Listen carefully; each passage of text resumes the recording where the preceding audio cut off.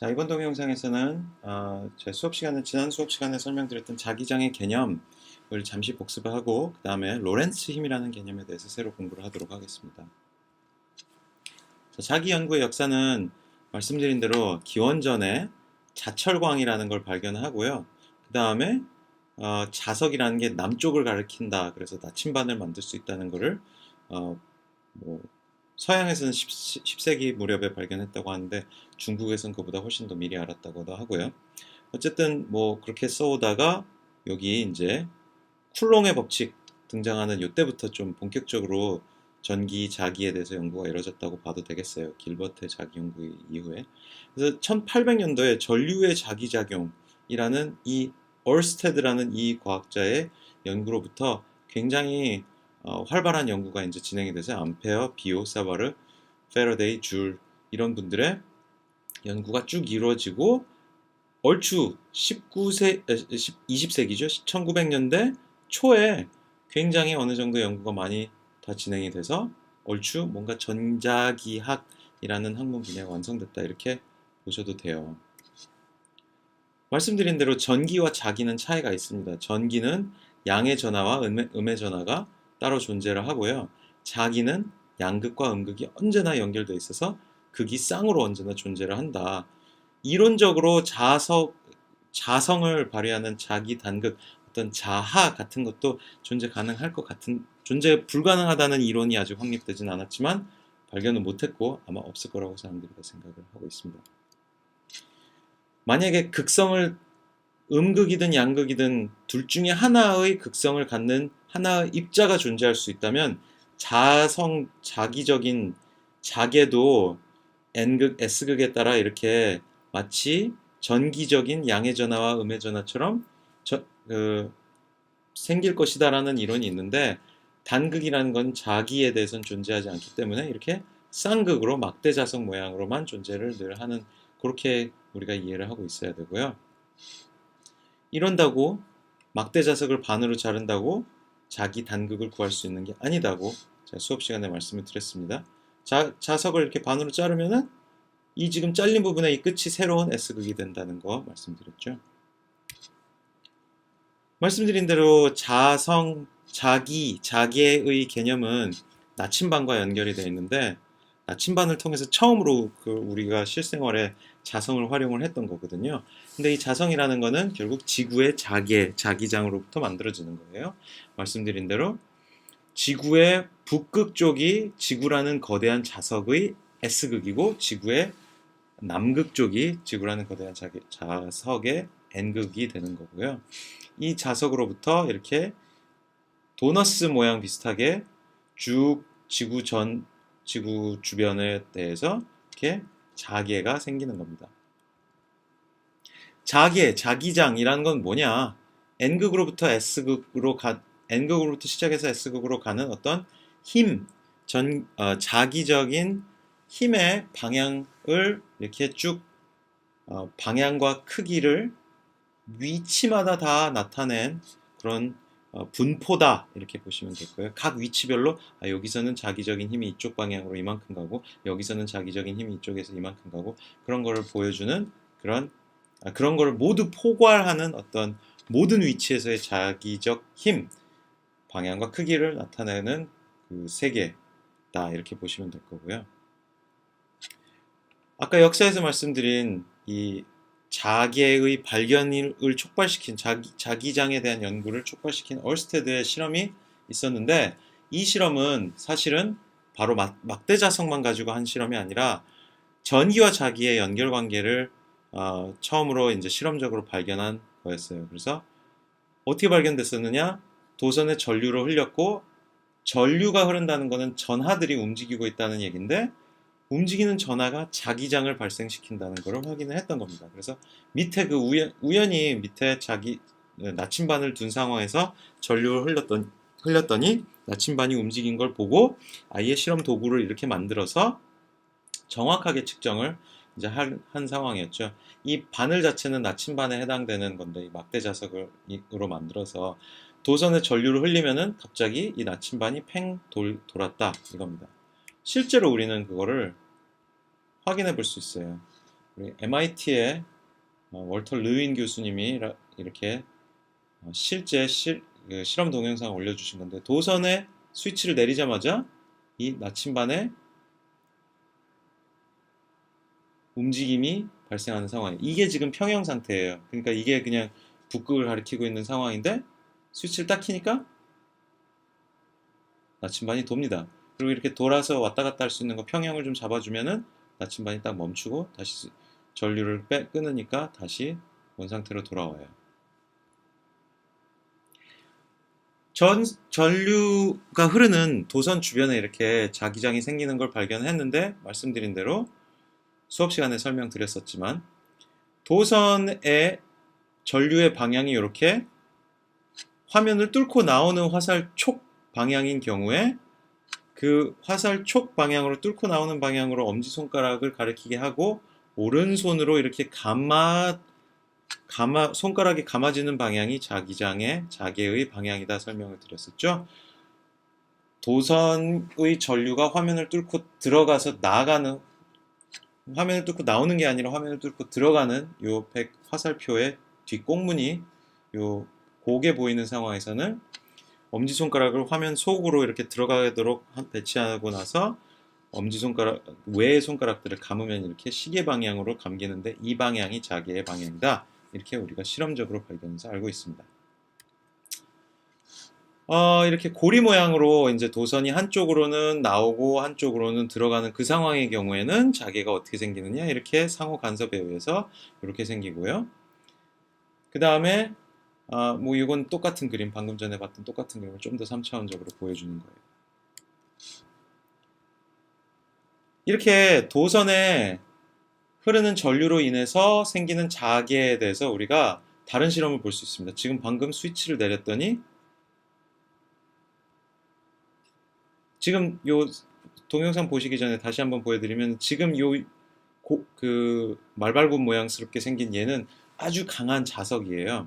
근데 아주 강한 자석, 그러니까 이미 자개가 존재하는 상황에서, 그 상황에서 도선에 전류를 팍 흘렸더니 이 도선으로 흐르는 전류로 인한 자기장이 생겼고, 기존의 이 자석의 말발굽 모양의 자석의 자개와 전류로 인한 자개가 둘이 꽉 만나면서 이 도선 자체에 힘을 줍니다. 도선 자체를 어떻게 하냐면은 결국은 아래로 확 잡아당기는 그런 힘이 발생해요. 다른 실험을 보면요, 스위치를 내렸는데 이번엔 반대 방향으로 전류를 흘린 거예요. 근데 반대 방향으로 전류를 흘리니까 자개의 방향이 반대고, 반대 자개가 이 말발굽 모양의 자개랑 둘이 서로 반응을 해서 이번에는 도선이 위로 팍 튕겨져 가는 상황을 본 거죠. 팍 튕겨져 갑니다. 그래서 이 상황에서 도선에 흐르는 전류와 이미 존재하는 자개가 동시에 만나면은 어떤 힘을 받는다, 이런 법칙을 만들어낼 수 있어요. 그 힘의 방향이 어떻게 됐었느냐?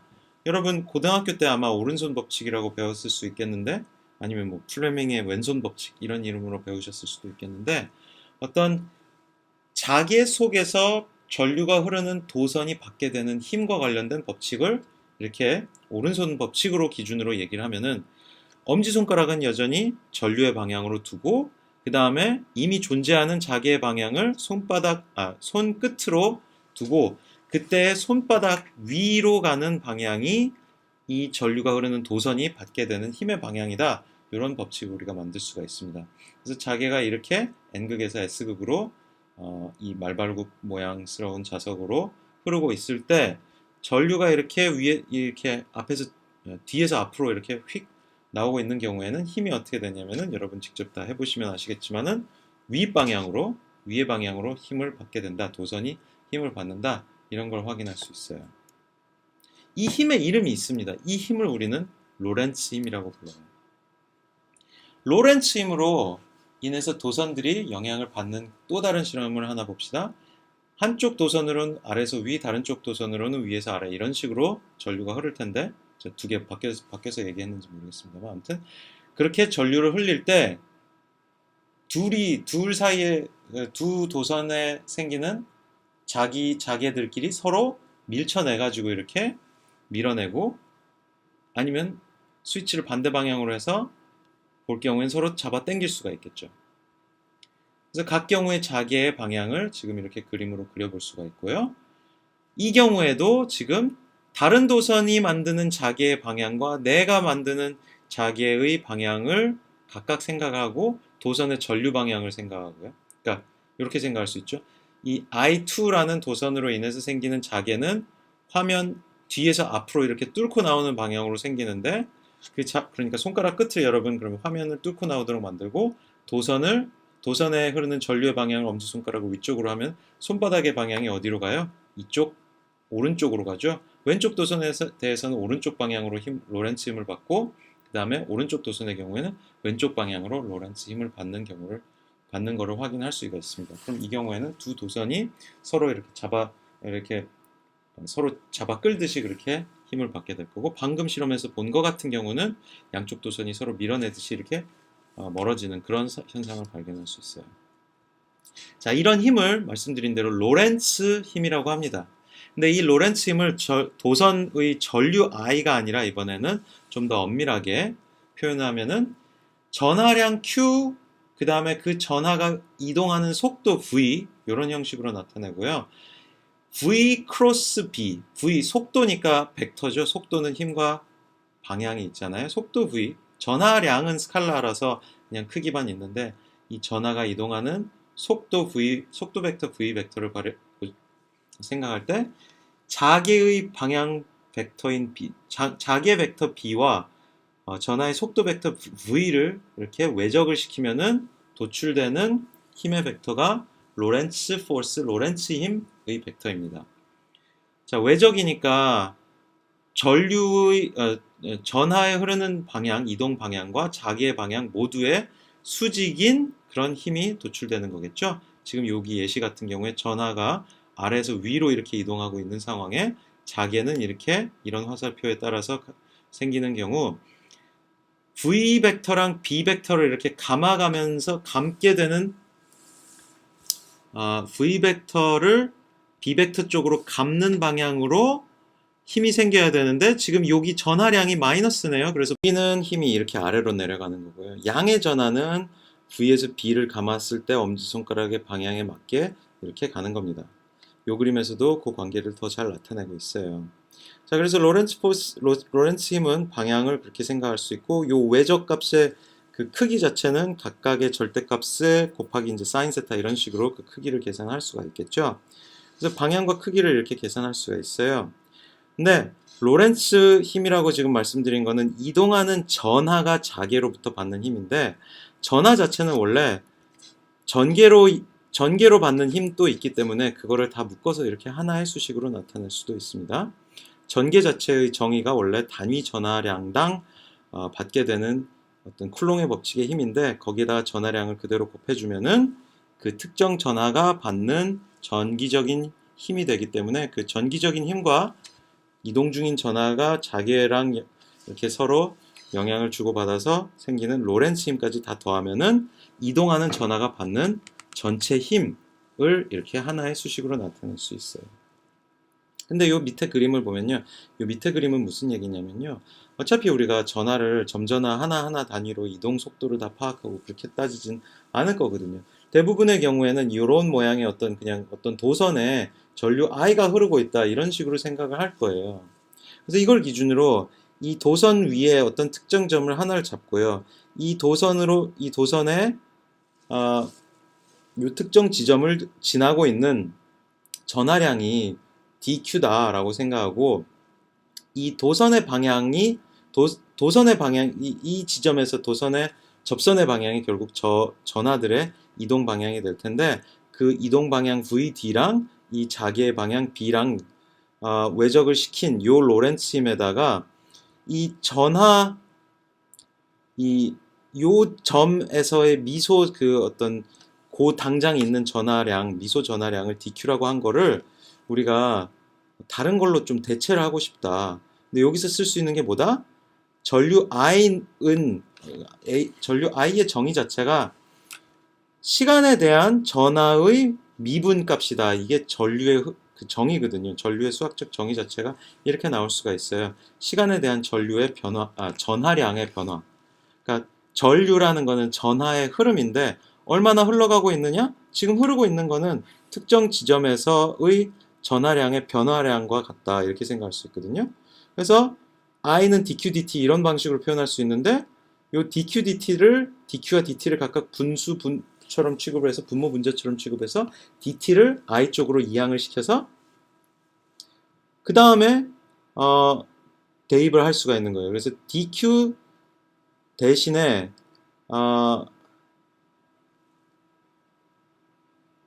I dt를 이렇게 대입을 할 수가 있고요. 그 다음에 그러니까 여기 dq 대신에 I dt를 dq 자리에 대입해서 이렇게 식을 정리할 수가 있고요. 그 다음에 여기 vd 벡터가 있는데 vd 벡터를 t 방향으로 적분을 한 것이 이 도선의 미소한 길이다, dl이다 이렇게 쓸 수가 있습니다. 근데 dt가 여기 있고 vd가 여기 있으니까 요거 두 개를 묶어가지고 dl이라고 표현할 수 있다고 하는 거예요. 그래서 식을 다시 이렇게 바꿔서 쓸 수 있습니다. 오리지널 로렌츠 법칙, 로렌츠 힘의 법칙을 지금 전류 I가 들어가도록 대체를 해서 다시 이렇게 식을 바꿔 쓸 수가 있고요. 좌변은 다 적분하면 그냥 자개로 인한 로렌츠 힘 FB라고 쓸 수 있고 우변은 적분하면 I는 전류 I는 상수고 자개 B도 상수라고 치고 결국 DL만 적분하면 되는 것이기 때문에 정리하면 어떻게 되냐면은 이런 식으로 쓸 수가 있게 됩니다. 근데 여기서 지금 여기 DL L 크로스 B 성분을 지금 외적 성분을 우리가 고려해야 되는 경우와 지금 생략하는 경우로 나눌 수가 있는데 여기와 같이 전선의 방향과 자개의 방향이 서로 수직하면은 크로스 했을 때 우리 그 방향을 따질 필요가 없고요. 수직이 아니라면은 사인 세타 두 방향 사이의 각도 세타에 대한 사인 세타를 항을 집어넣으면 되는 거라고 생각하시면 돼요. 어쨌든 근데 DL에 대해서 적분한 거는 이 도선의 어떤 길이를 따지게 되는 건데 도선의 길이가 뭐냐? 자개가 존재하는 구간에 대한 도선의 길이가 되는 거예요. 그래서 아까 우리 말발굽 자석 그 상황을 보면요. 말발굽 자석으로 인해 자개가 존재하는 영역을 이 전체 도선 중에 일부 요 구간에 대해서만 국한을 하고 그 다음에 그리고 자개의 방향은 이렇게 X 동그라미들이 있죠. 그러니까 화면을 뚫고 들어가는 방향으로 자개가 존재하고 있고 도선은 이렇다. 근데 자개의 방향과 도선의 방향이 서로 지금 수직하다. 이렇게 나타나서 어차피 L과 B의 크로스는 사인 90도니까 곱하기 1 해도 된다. 이렇게 생각하고 힘 자체의 크기만 구할 때는 전류 곱하기 여기 구간의 길이 뭐 여기 지금 0.1m라고 돼 있죠. 한 10cm. 자석의 그 말발굽 자석의 길이 단면 길이가 한 10cm 정도 되는 상황이니까 요 자개를 받는 길이 도선의 길이가 10cm다. 0.1m다. 그 다음에 자개의 세기가 0.2 테슬라.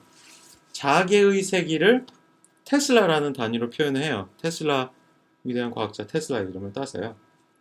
그거는 제가 지금 갑자기 뒤늦게 말씀을 드리는데 자개의 세기의 단위는 테슬라입니다. 아무튼 그래서 이 실제 아까 그 실험 영상에서 보여드렸던 말발굽 큰 말발굽 자석의 그 양끝 사이의 자개가 0.2 테슬라인 경우에 전류 I의 세기를 우리가 대입하면 I가 굉장히 센 300A인 상황이었고 아마 그 도선이 튀어오르는 상황을 극대화하기 위해서 그렇게 했었던 건데 300A 곱하기 0.1m 곱하기 0.2 테슬라 하면은 힘이 뉴턴 단위로 6뉴턴 이렇게 계산돼 나온다고 합니다. 이게 무슨 힘이냐? 자개로 인해 발생한 로렌츠 힘, 도선 전류가 흐르는 도선이 받은 로렌츠 힘이었던 건데 이렇게 계산을 할 수가 있습니다. 자, 이게 로렌츠 힘이라는 현상에 대한 법칙에 대한 설명이고요. 이 로렌츠 힘 결국 도선에 전류가 흐르는 상태에 자개가 있을 때 서로 상호 연관으로 서로 상호에 끼치는 작용으로 인해서 그 도선이 힘을 받는 그런 상황인데 요거를 우리가 실생활에 응용하는 예를 다음 영상에서 살펴보도록 하겠습니다.